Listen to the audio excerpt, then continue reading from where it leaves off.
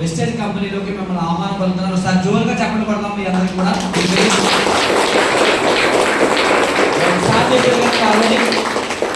నా పేరు ఈశ్వర్.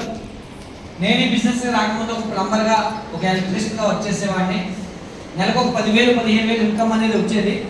కాకపోతే 10,000-15,000 ఇన్కమ్తో జీవితాన్ని మనం గొప్పగా జీవించలేమని చెప్పేసి ఆలోచన చేసి, జీవితం గొప్పగా జీవించాలంటే మన దగ్గర ఏం కావాలి? విటమిన్ ఎం పుష్కలంగా ఉండాలి. విటమిన్ ఎం పుష్కలంగా ఉంటే కారు కొనవచ్చు, ఇల్లు కొనవచ్చు, విమానాల్లో తిరగవచ్చు, లైఫే వేరుగా ఉంటుంది. అలా ఆలోచన చేస్తున్నప్పుడు, ఎందుకంటే నేను ఎవరింటికైనా వర్క్ చేయడానికి వెళ్ళినప్పుడు ఆలోచన చేసేవాడిని, వీళ్ళు ఎంత బాగా ఇల్లు కట్టుకున్నారు, వీళ్ళ బాత్రూమ్ అంత ఇల్లైనా నా జీవితంలో కొనగలుగుతున్నా అనుకునేవాడిని. ఎందుకంటే ఆ ప్లంబింగ్ చేసేటప్పుడు, ఆ బాత్రూమ్ టైల్స్ మధ్యన బిర్లా వైట్ సిమెంట్ పెట్టేటప్పుడు అనుకునేవాడిని, నా జీవితం మొత్తం మీద కనీసం ఒక బాత్రూమ్ అంత ఇల్లు కట్టుకుంటే చాలు అనుకునేవాడిని అండి. నిజంగా నా ఆలోచన అలా ఉండేది. అలాంటి స్థాయిలో నుంచి జీవితాన్ని గొప్పగా తీర్చిదిద్దుకోవడం కోసం ఒక మంచి అవకాశం దొరికితే బాగుండు అనుకున్న సమయంలో నా మిత్రుడు ఈ అవకాశాన్ని నాకు పరిచయం చేశాడు. కానీ ఈ అవకాశం దొరక గొప్పతనం నాకు అర్థం కాదా. ఎందుకంటే సబ్బులు పేస్టులు కొనుక్కుంటే లక్షలు వచ్చేస్తాయా? సబ్బులు పేస్టులు కొనుక్కుంటే కార్లు వచ్చేస్తాయా? ఈ సబ్బులు పేస్టుల ద్వారా ఆరోగ్యం వచ్చేస్తుందా? ఇదంతా నాకు అర్థం కాక నేను క్యాజువల్గా చాలా కంపెనీలో జాయిన్ అయ్యాను, మానేసాను, చాలా కంపెనీలు చేశాను కదా, అందులో ఇది ఒకట్లే అనుకున్నాను అంతే తప్ప ఈ కంపెనీ తాలూకా ఇంపార్టెన్స్ అర్థం కాదా. నాకు ఎప్పుడు అర్థమైందంటే, స్టార్టింగ్లో ఏదో బలవంతంగా తీసుకెళ్ళి షాప్కి వెళ్ళి కొనిపించేశారు. కొన్ని ప్రొడక్ట్స్ అలోవెరా, టీ పొడి, సబ్బులు కొన్ని కొన్నాను. ఇవి కూడా వాడడం ఇష్టం లేక కొంతమందికి ఫ్రీగా ఇచ్చేసాను. 1.5 year గడిచిన తర్వాత, అంటే 2014లో నాకు తెలుసు బిజినెస్ చేయలేదు, 2016 ఆగస్టులో నాకు ఒక ఇన్విటేషన్ వచ్చిందండి. ఏంటి ఆ ఇన్విటేషన్ అంటే, నాకు ఒకప్పుడు ఈ బిజినెస్ కోసం చెప్పిన వ్యక్తి ఒక కళాస పని చేసుకునేవాడు, అంటే మూటలు మోసుకునేవాడు. నేను ఎందుకు ఈ బిజినెస్ నమ్మలేదంటే కారణం ఆయన చెప్పడమే. ఎందుకంటే ఆయన బతుకు ఎలాగ ఉంది, నా బతుకు ఎలాగ ఉంది, ఆయన చెప్తే నేను వినేది ఏంటి, ఒకవేళ ఆయన బాగుపడిన తర్వాత చూద్దాంలే అనుకున్నాను.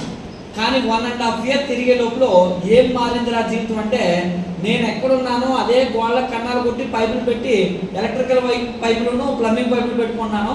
ఆయన మోటార్ మోయడం మానేసి 5 కోటి కారు కొనుక్కొని మరి 22 లక్షలు 23 లక్షలు పెట్టి ఇల్లు కొని విశాఖపట్నం మధురవాడ దగ్గర సాయిప్రియ గార్డెన్స్లో ఒక ఇల్లు కొని గృహప్రవేశ ఇన్విటేషన్ పట్టుకొచ్చారు మా ఇంటికి.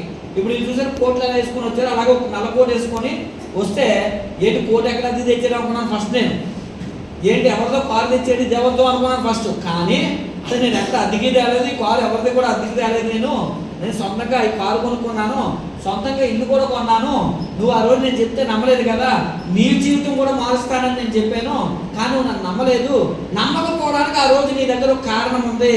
ఎందుకంటే నన్ను చూసేవి నువ్వు కంపెనీ చూడలేదు, కానీ ఈరోజు నువ్వు నమ్మడానికి కారణాన్ని తీసుకురావాలని చెప్పి నేను ఇక్కడికి వచ్చాను. ఆ కారణం ఏంటంటే నీ కళ్ళ ముందే కనబడుతుంది.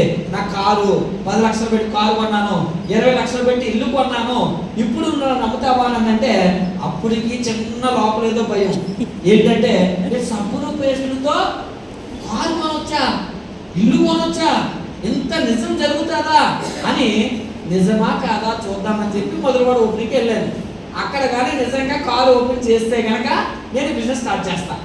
ఇది ఇల్లు ఓపెన్ చేస్తే కనుక, ఒకవేళ అది కనుక ఇది కాకపోతే వదిలే, మనకెందుకు రిస్క్. ఎందుకంటే అప్పటికే చాలా కంపెనీస్ చేసి విసిగిపోయి డబ్బులు లాస్ అయిపోయి మన వాళ్ళు చాలామంది లాస్ అయిపోయి ఉన్నారు అని చెప్పేసి అక్కడికి వెళ్ళి నిర్ణయం తీసుకుందామని అక్కడికి వెళ్తే, నాకు తెలిసిన వ్యక్తులు చాలామంది అక్కడికి వచ్చారు గృహప్రవేశానికి. ప్రతి ఒక్కరు 10,000 వస్తుంది, 5,000 వస్తుంది, 20,000 వస్తుంది, 40,000 వస్తుందని చెప్పి ఎవరికి వచ్చే ఇన్కమ్ వాళ్ళు చెప్పారు. అయితే మరి నాకెందుకు ఇలాంటి మంచిగా కంపెనీ వచ్చినప్పుడు చెప్పలేదు, అడ్డమాల పనికిమాల కంపెనీలు అన్నింటిలో నన్ను దూర్చారు, నా జీవితం నాకు చేశారంటే నువ్వు ఇంక జాయిన్ అవ్వలే, ఏ కంపెనీ వచ్చినా కూడా జాయిన్ అవ్వట్లేదు, అందుకని రాలేదని చెప్పేసి అన్నారు. అయితే అక్కడ చూసి నిర్ణయం తీసుకున్నానండి. ఈ బిజినెస్ నేను కూడా స్టార్ట్ చేశాను. షార్ట్కట్లో మీకు చెప్తున్నాను.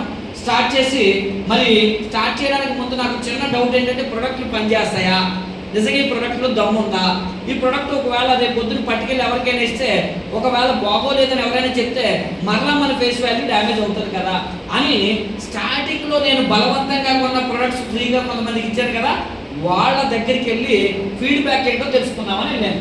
వాళ్ళ ప్రొడక్ట్ బాగున్నాయంటే ఈ బిజినెస్ చేద్దాం, వాళ్ళు కనుక నెగిటివ్ ఫీడ్బ్యాక్ ఇస్తే ఈ బిజినెస్ నేను చెయ్యను అని చెప్పి, డబ్బులు కాదు కదా ముఖ్యం, ముందు ప్రొడక్ట్ హెల్త్ ఇంపార్టెంట్ కాబట్టి. ఎందుకంటే ఇదంతా హెల్త్ బేస్లో వర్క్ అవుతుంది. ఎవరికైనా పొరపాటు ఏదైనా జరిగింది అంటే కనుక మన మీదకి లేనిపోతే వచ్చి పడుతుంది. దానివల్ల ఎలాంటి అనర్థాలు ఎదుర్కోవాలో తెలియదు అని చెప్పి వాళ్ళ దగ్గరికి వెళ్తే టీ పొడి దాకా గ్యాస్ తగ్గిందని చెప్పారండి. ఈ టీ పొడి దాకా గ్యాస్ తగ్గుతుందా అని ఆశ్చర్యం అనిపించింది. ఒక ఆయన అలోవేరా ఇచ్చాను, గ్యాస్ట్రిక్తో చాలా ఇబ్బంది పడేవాళ్ళంటే చాలా సంవత్సరాల నుంచి ఒక్క అలోవేరా క్యాప్సూల్ బాటిల్ వాడడం వల్ల మరి ఆయనకి గ్యాస్ట్రిక్ కంట్రోల్లోకి వచ్చింది. ఆయన నా కోసం ఎదుగుతున్నాడంట. ఇవి ఎక్కడ దొరుకుతాయి చెప్తే కొనుక్కుందాము అని చెప్పేసి ఆయన ఎప్పటి నుంచి 1.5 years నుంచి నా కోసం ఎదురు చూస్తున్నాడు అన్నమాట. అలాగే పేస్ట్ వాడితే పంట తగ్గిందని, అలాగే చాలా ప్రోడక్ట్ ఏవైతే ప్రోడక్ట్ మనం పర్టికులర్ స్టార్టింగ్లో కొంతమందికి ఇచ్చాను, ఓకేనండి. కొంతమంది డబ్బులు ఇచ్చారు, కొంతమంది డబ్బులు ఇవ్వలేదు, కానీ రిజల్ట్ అయితే చాలా బాగుంది. ఇది నువ్వు మరలా తీసుకొస్తే మేము తీసుకుందాం అనుకున్నాము అని అంటే నా బిజినెస్ వాళ్ళ దగ్గర నుంచి స్టార్ట్ చేశాను.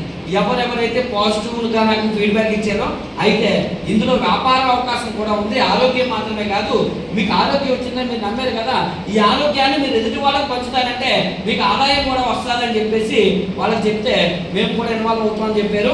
మేము అందరం కలిసి ఏం చేసామంటే ఓ మీటింగ్ అయితే ఇప్పుడు మీకు ఎలాగైతే మీటింగ్ జరుగుతుందో అలా ఓ మీటింగ్కి వెళ్ళాం.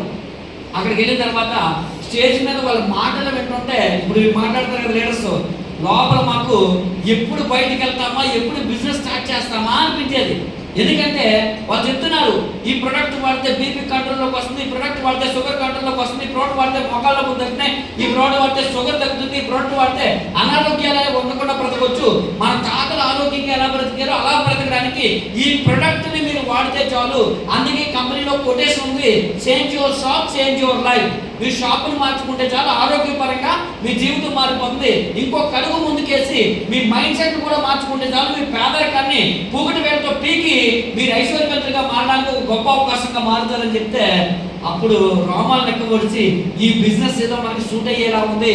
ఎందుకంటే ఇందులో నాకు బాగా నచ్చింది పెట్టుబడి పెట్టడం లేదు, ఎవరితో పెట్టుబడి పెట్టించట్లేదు. ఎందుకంటే గతంలో పెట్టుబడి పెట్టే కంపెనీలు చేశారు కాబట్టి ఇంటికి చాలా మంది వచ్చారు. ఎందుకు వస్తారో తెలుసు కదా, ఎందుకు వస్తారో చెప్పాల్సిన అవసరం లేదు. ఎందుకంటే అందుకని ఇంట్లో వాళ్ళు కూడా ఇంకొకసారి ఇంకో కంపెనీ పట్టుకొస్తే బయట పంపించేద్దామన్నారు. అంత ఘనకార్యాలు చేస్తాం గతంలో. కాబట్టి ఇది మళ్ళీ ఏమవుతుందేమో అన్న భయం.